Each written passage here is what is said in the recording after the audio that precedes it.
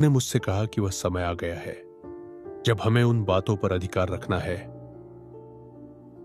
जो इस भौतिक संसार में दिखाई देती है। देखो, अगर तुम अपने आत्मिक जीवन पर नियंत्रण नहीं रखते और यह तय नहीं करते कि इस संसार में क्या दिखाई देना चाहिए, तो तुम हालात के शिकार बन जाते हो जो आत्मिक जगत में पहले से तय किए गए होते हैं ताकि वे तुम्हारे समय में प्रकट हो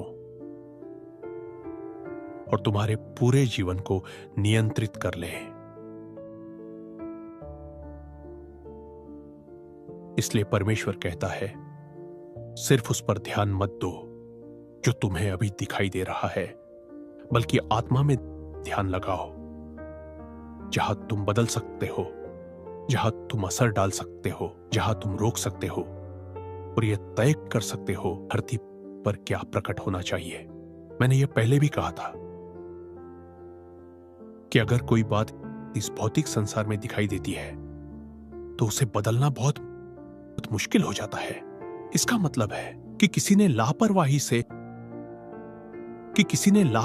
से उसे आत्मिक स्तर पर जड़ पकड़ने दी और फिर वह बाहर इस संसार में दिखने लगी। अब जब हम परमेश्वर के बेटे हैं तो परमेश्वर आज हमें प्रोत्साहित कर रहा है कि हम अपने आत्मिक जीवन पर नियंत्रण रखें।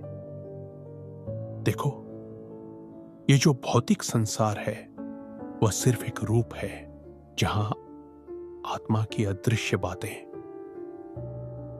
दृश्य रूप ले लेती है। तुम देखो, किसी भी चीज का इस भौतिक संसार में प्रकट होना उसके पहले अदृश्य लोकों में घटित होता है, क्योंकि ऐसा कुछ भी नहीं जो भौतिक जगत में जड़ पकड़ सके जो अदृश्य लोक से ना आया हो। हर परिस्थिति, हर स्थिति, हर संकट, हर पीड़ा, हर रुकावट, हर संघर्ष, जो भी तुम सोच सकते हो, जो भी इस सृष्टि में प्रकट होता है, वह सब अदृश्य जगत से आता है। और हमें बनाया गया है राजकुमारों और राजाओं के समान उन लोगों पर अधिकार के लिए जो भौतिक प्रकृतियों को नियंत्रित करते हैं।